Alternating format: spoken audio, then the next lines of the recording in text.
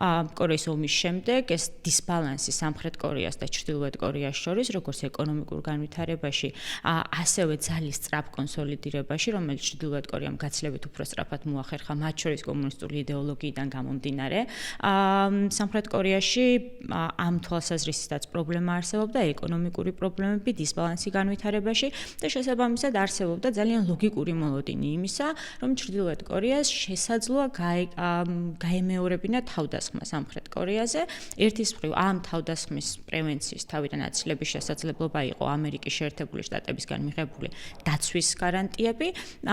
და მეორეს მხრივ ამერიკის შეერთებული შტატებისთვის ეს აკონტროლებდა სამხრეთ კორეის ხელისუფლებას, რომ თავად არ გადაედგა თავდასხმის ნაბიჯი ჩრდილოეთ კორეაზე, რაც ნახევარკუნძულზე სტაბილურობის გარანტი უნდა ყოფილიყო. და ძალიან მნიშვნელოვანი ჩანაწერი არსებობს ამ ხელშეკრულებაში აშშ-სა და სამხრეთ კორეას შორის, რომელიც ხაზს უსვამს იმას, რომ ამერიკის შეერთებული შტატები გამოიყენებს მის სამხედრო არსენალში არსებულ ყველა ტიპის შეიარაღებას, მათ შორის ბირთვულ იარაღს, იმისთვის, რომ